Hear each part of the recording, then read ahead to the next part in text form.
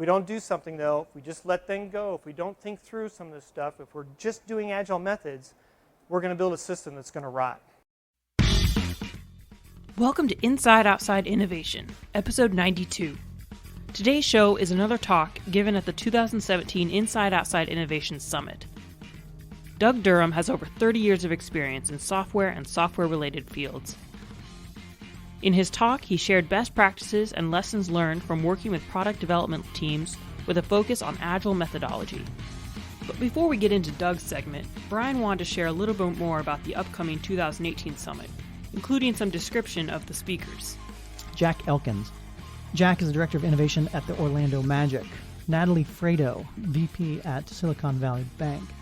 We've got David Bland coming out. If you don't know David has been instrumental in the lean startup movement, has a company called Precoil, and has been in the trenches since the beginning days of lean startup.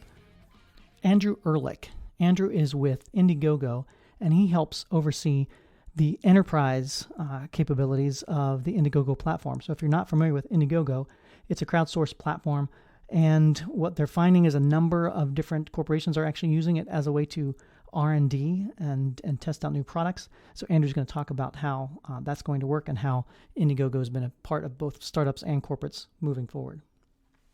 Wendy Lee. Wendy is the CEO of Centrifuge. If you're not familiar with the Cincinnati startup scene, you need to get involved with it. It's an amazing ecosystem, startups and corporates collaborating together, and Wendy heads up the Centrifuge group that does investing and public support in and around building an entrepreneur ecosystem. And she's going to be coming out here to talk about Cincinnati and some of the things that they've learned through that process. Peter Gardner. Peter is a Silicon Valley veteran and founder of a company called StartGrid, which helps to pair startups and corporates together.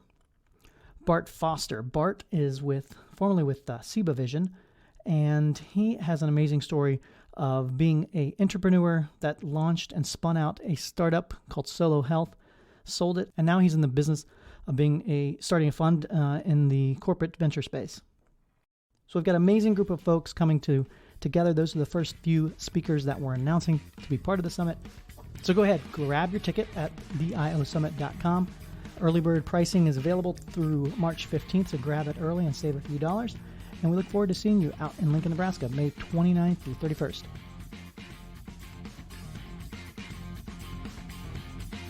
So besides writing the code, besides developing the software, what other main responsibility do we have as developers? Well, a key one to kind of enable that whole explore-exploit cycle is to enable business agility. Okay, and what do I mean by that? Well, that's as we're going through these build, measure, learn cycles, what are we doing to ensure that we are effectively leveraging what we've learned in order to build and making sure that whatever we're building is able to be measured in order to learn, right? So how do we do this? Well, one, and this is a key point of this, is that we need to be able to be rapid and effective in our response to what we're learning in the market throughout the whole process.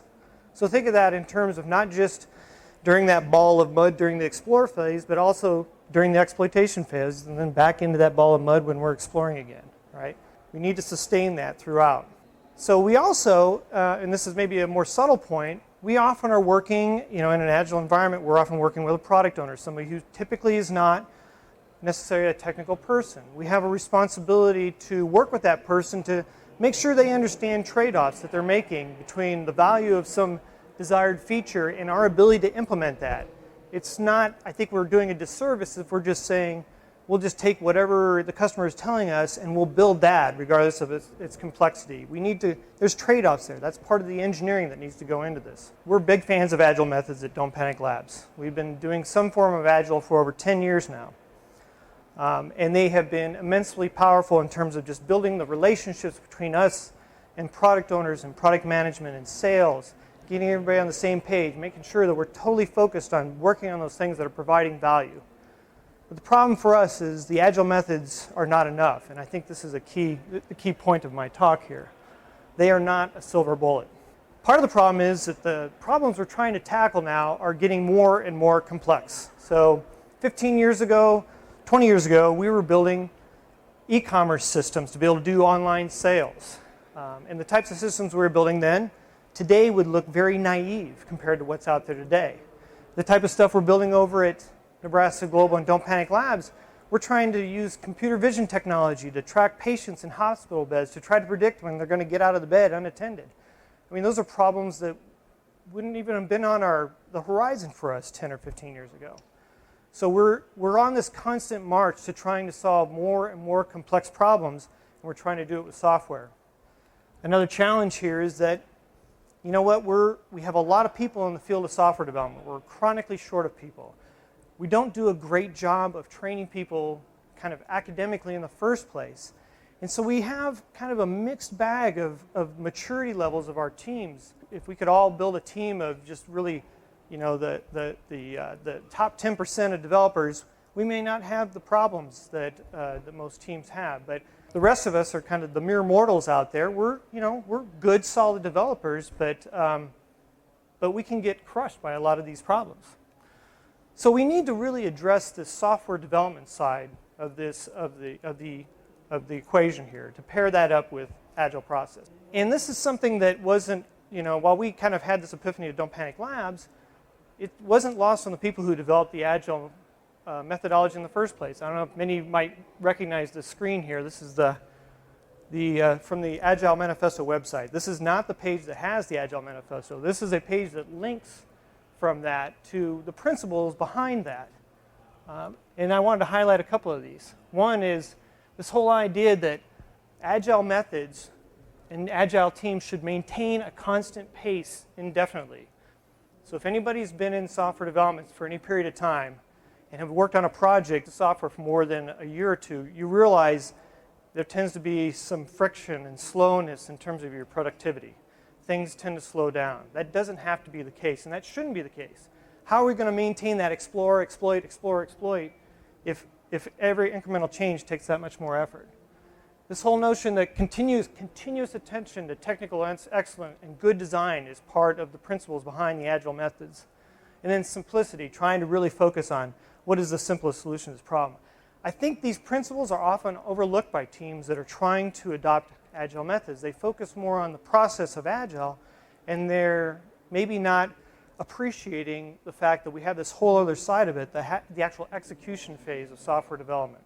This managing complexity problem is also got issues because we're kind of fighting our human nature. So as these problems are getting more and more complex, we're not getting better and better at handling complex systems, right? We're limited to how much we can actually do to get our heads around complex problems. Anytime I've got to put a feature in here and I need to try to understand all the different areas of this complex system that is ever growing and becoming more and more complex, I'm limited in what I can do to do that, okay? We're just fighting human nature there. So when we launched Nebraska Global and Don't Panic Labs a little over 7 years ago, we had a unique opportunity to build a lot of new kind of what we call greenfield software products. So over the last 7 years, we've built numerous software products, and when I mean software products, things that are being sold to consumers. So you have this kind of, you know, it's a whole nother ball game. You know, that's why we're doing a lot of these innovation processes. We're developing products for consumers. We did a lot of these over that 7 to 10 years. It was a relatively small team of people that were involved in these projects as well.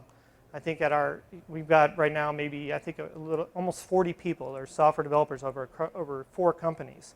So it's a pretty small team. And of that team, you had a lot of experienced people. So we founded that team with people like myself, 20 or so years experience. And that means we also had a lot of perspective on a lot of things that didn't work. We like to say we spilt a lot of blood on the floor over those 20 years. And that perspective is really helpful to see, you know, where problems might be occurring down the road. And so when we came into Nebraska Global, we knew we had to do something different. And we knew we had to have more devotion to really sound patterns and principles. And so that was a hallmark of what we were trying to build as a culture. The result of all of this is it created a great kind of learning environment over that 7 years where there's a lot of communication, a lot of different problems trying to be solved, a lot of different products. And it really allowed us to crystallize kind of a set of patterns and methodologies and design principles that have really enabled us to really enable business agility, to continue to sustain development on a lot of different products. We've got products in work now that are 6, 7-year-old code bases. And again, if you've been in this field for a long period of time, you realize software bases tend to age and start really decaying well ahead of 6 years, especially if they're under constant development. So the result of those things is we were able to put together a software methodology that we could use across a variety of different problem domains. So whether it was a healthcare application or an infrastructure management system for cities or an athletic training program, any of these number of things, we used the same kind of core design principles and methodologies across all those things because we had to move these engineers around to different projects. And so while they had to learn a different domain, we don't want them to have to learn a different methodology or a different design. And like I said, this has enabled us to maintain and sustain this development cycle. And so we can go through these explore, exploit cycles and not see a really reduction in our velocity. So I know some of you out there might be developers, might be saying, yeah, I don't have time for that. We got to get this MVP out. We've heard a lot of these things. You've probably heard a lot of these things. We, at one point in our lives, were saying a lot of these things. There's always reasons why we just need to get in there and start slinging code. We, hack and, code and fix. Just get it out there. This bottom one is particularly true. I hear this more often than not, especially if you're in an innovation initiative. We got to get that MVP out there. I'm just going to throw this together. If it works and if the customers like it, we'll come back, we'll re-architect it, and we'll fix it. We'll do it the right way. Well, what happens? If your product is successful, you think you're going to have time to stop the presses and spend 3 months redesigning the same? No. If it's successful, the customers are going to want the next feature, and I want this, and you should change that. And if we only did this, the sales guys are saying, hey, you know what? We're getting a lot of traction over here. If we could just build this thing, then I'm really going to be able to open this thing up. The only time you have a chance to go back and really re-architect the system is when you don't have customers with needs. And then you've kind of lost your motivation for that. Well, one of the guys who signed that Agile manifesto, his name was Martin Fowler. And he was the guy, I don't know if you could see in the picture, he was the guy up at the whiteboard. And if you haven't heard of him, he's one of the main thought leaders in the whole Agile community, but also in the community of software design. And he wrote an essay a few years ago that this graphic is from, which is one of my favorite charts because it's very simple and it really kind of explains the trade-off between discipline to software design and what you get if you just get in there and code and fix. And he calls this his design stamina hypothesis. And he would propose, and I would agree, this blue line here represents if I just get in there and code and fix. I'm just slinging code right off the bat. Somebody gave me a feature, I pulled it off the backlog, I start coding it. And this is the kind of cumulative functionality, and this is time. So in the beginning, yeah, if I just start pulling cards off the backlog and start putting things in place, I'm probably going to develop more features than that team who might want to take a more disciplined approach to saying, let's just make sure that we're doing good design here. Let's make sure we're building something that is sustainable. But at some point, you're going to have a crossover here. At some point, the lack of a coherent design is going to start working against you. And that incremental piece of functionality is going to be more and more difficult to put in place. And I think what's interesting is he proposes, and I would agree, that crossover point is probably weeks, not months into a software project, especially one where you have a lot of people on a team, right? If your team is of any size, and I'm talking 4 or 5, 6 people, that's going to happen rather quickly. If you are working in a system that doesn't have a single kind of coherent design identity, you're going to have problems. You're going to have 6 independent designs in there if you have 6 people on that project. And this has been our experience. So the bottom line is, whether you explicitly define a software design for your system or not, a design happens. Design choices are made by the developer or they're made by some other principal lead that has a kind of a coherent picture of what the system needs to do and how it can be maintained over time. In software entropy, which is the kind of the natural nature of software without any sort of outside influence to decay and become more chaotic, is a real thing. It's something we have to realize. And if you combine chaos and poor design, what are we going to do? We're going to lose our business agility. We're going to slow down. We're not going to be able to react to that new piece of information that we learned. So the question is, do we want to have a design be random? Or do we want a coherent design and that's consistent and allows us to continue to have sustained development throughput? Well, we implemented a lot of design principles and best practices, test-driven development and code reviews and continuous integration. We're doing a lot of that, and I realize there's a lot of companies doing that, and there's probably more that aren't. And those are good things. I think the key differentiator for us, though, and the reason for our success, was primarily this whole idea of designing the software itself for change. And that is what that is probably the key point I want to make here, is that traditionally software design and development there's methodologies around object-oriented design and maybe service orientation, but they're not really getting to the kind of the nut of the thing we have to deal with in an innovative environment. We have to recognize that change is not only going to happen, it's going to happen rapidly. And we don't know what that change is going to be. This is also known as kind of volatility-based decomposition. So you're looking at a system saying, where am I going to have volatility and how do I design the system around that? And that term was put out by a guy named Javal Louis from iDesign. And so if you Google that, you should be able to find some talks where he goes into great detail about this. But the key point here is we're going to look at everything that could possibly change in the system, even things that are unknown, things that we don't know what the change is going to be, we just know it's going to change. And we're going to try to design this system so we can encapsulate that. So as that change happens, it's localized, or it doesn't ripple throughout the system. And that's really the key that's going to enable that business agility for us. So what are some examples of things that might change? Well, data storage and data access. Workflow or sequence of events change all the time. The various experiences that users get, those are things we're tweaking all the time. So that is an area of volatility. A lot of times we're switching out different backends, different services. We might go from our own mail service to we're using SendGrid. We're changing things out to try to gain leverage here. And if every time we do that, I got to change things all over this code base, I'm not going to get that sustained velocity. So those are things we're encapsulating as well. Your basic business rules, how we're calculating pricing, how we're determining upsells, the pricing, how do we do dynamic pricing if we're Uber? I'm expecting they probably have an isolated engine that's dealing with that it's not spread code that's spread throughout their system there. And then areas that are just, in general, difficult to design. We also see things, databases, traditionally, you put the database schema in there, and then you couple the whole rest of your system to that database schema, and it's really hard to change at that point. That is really tragic. So we have to recognize databases need to change as well. Can we isolate that from the rest of our business logic? So some observations from our experience with this. This is based on sound engineering principles, not just software engineering principles. Other systems are designed the same way. It's just been late to really getting here in software. But I would point out that down here at the bottom here, the concept that is driving this is something called information hiding, which I suspect very few people here have heard of this. But that was a principle developed by David Parnas in 1972. And he was a computer scientist.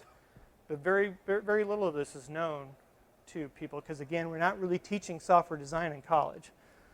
So this has been around a long time, pretty proven in a lot of different engineering areas, and for us has been wildly successful for the last 7 years for us. And a key thing here for the developers, if I'm making a change, I can narrow my field of view to what I'm working on, and my ability to just comprehend what the system is doing is so much easier. So, key takeaway, we live in a world of change. We're not getting away from that. That's where I want to be, right? That's the exciting times we're in. We love being in this innovative world.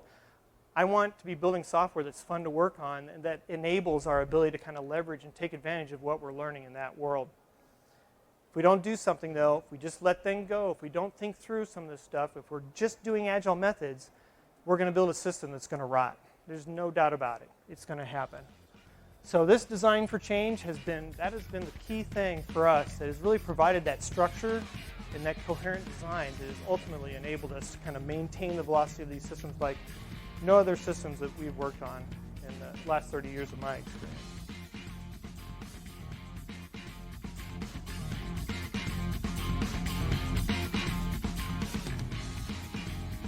That wraps up another episode of Inside Outside Innovation. Thanks for joining us. If you have comments, questions, or would like us to cover a specific topic, let us know at the IO Podcast on Twitter or at our website, next.co. That's nxxt.co. Until next time, go out and innovate.